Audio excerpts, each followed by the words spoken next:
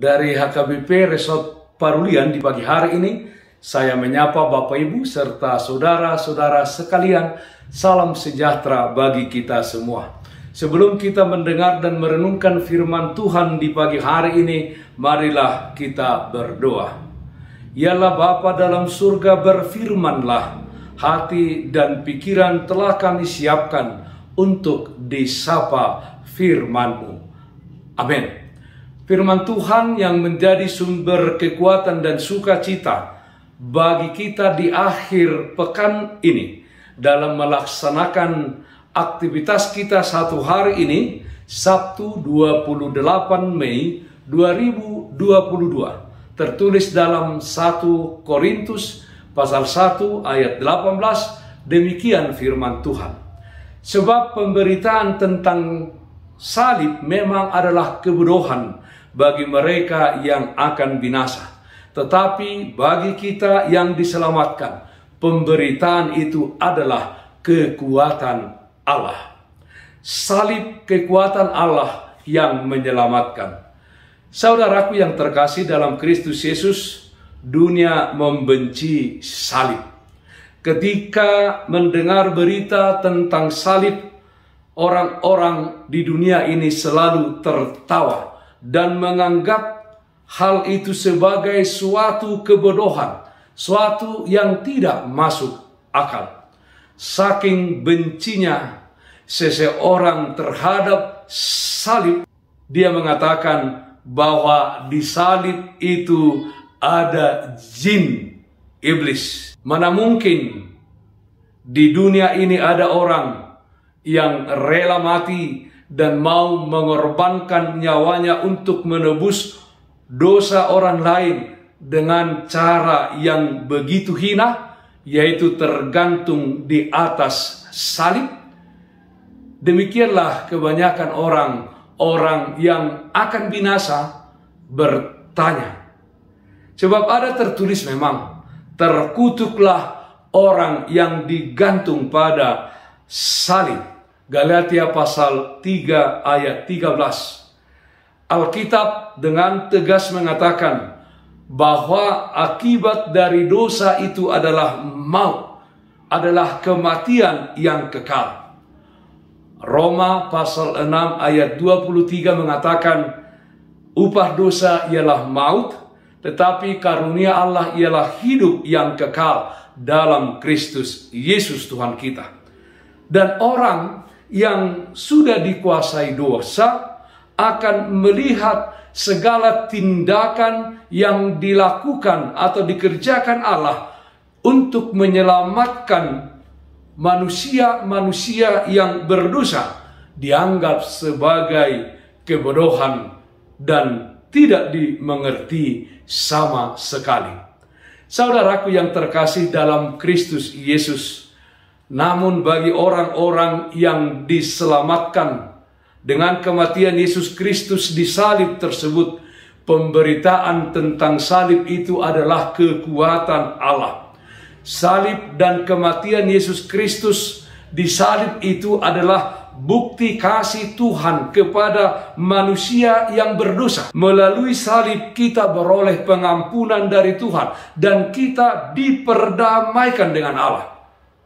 Ketika kita mendengar kata salib, kita diingatkan akan penyelesaian hukum terhadap dosa-dosa yang kita lakukan. Tuntutan hukum yang seharusnya jatuh kepada manusia, kepada orang berdosa, telah digantikan oleh Tuhan Yesus Kristus.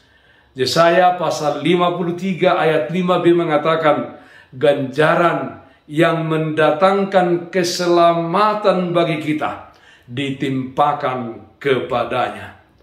Sesungguhnya berita salib mengingatkan kita akan anugerah Tuhan kita.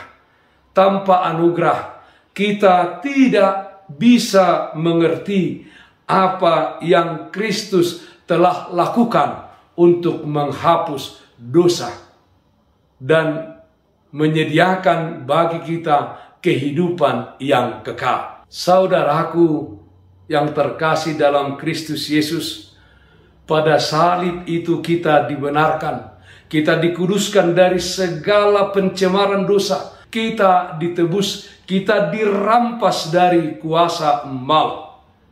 Inilah kemuliaan salib yang dianggap oleh dunia ini adalah sebagai kebodohan, karena dunia ini memang ingin menikmati yang sementara saja. Dan jika ada orang yang mengatakan bahwa di salib itu ada jin, itu adalah kebodohan.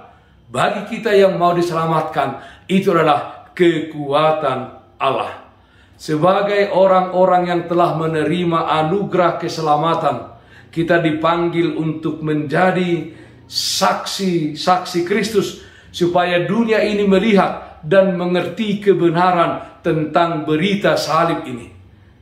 Dengan percaya dan menerima salib yang adalah jalan keselamatan kita, maka setiap orang akan mengasihi Allah dengan segenap hati, jiwa, kekuatan, dan akal budi, dan mengasihi sesama manusia seperti dirinya sendiri.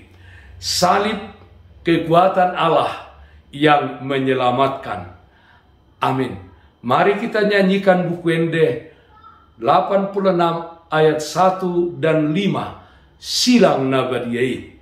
Silang nabadiai, hodolombu-lombuki, maralohon dosai, dohot pandeleani, disudesi taunoni, hodolombu-lombuki, silang nabadiai, hodolombu-lombuki, molo puas hodoki, dina sudah bohalhi, disudesi taunoni, homalombu-lombuki.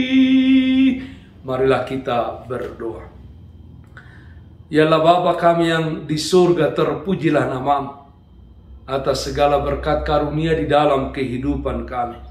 Terpujilah Engkau Tuhan yang telah mengutus anak-Mu Tuhan Yesus Kristus ke dunia ini, menderita, bahkan mati di kayu salib, yang menjadi keselamatan bagi kami. Kiranya kami senantiasa melihat kekuatan Allah di dalam salib Kristus tersebut, dan salib Kristus menjadi penampakan kasih Tuhan kepada kami orang-orang yang percaya, orang-orang yang mau diselamatkan. Yalah Bapa dalam surga, kami berdoa, yang sakit Tuhan sembuhkan, yang berduka Tuhan berikan penghiburan. Di akhir pekan ini, di dalam segala aktivitas yang kami lakukan, kiranya Tuhan hadir memberikan kekuatan dan sukacita bagi kami. Terima kasih Bapa dalam surga. Di dalam nama anakmu Tuhan Yesus Kristus kami berdoa, terpujilah nama-Mu. Amin. Bapak Ibu saudara-saudara yang terkasih, taatlah akan protokol kesehatan. Bersihkan hatimu, bersihkan rumahmu, bersihkan juga pekaranganmu. Tetaplah berdoa kepada Tuhan, sumber berkat dan anugerah di dalam kehidupanmu. Salam sehat, tetap semangat. Tuhan Yesus memberkati kita semuanya. Shalom.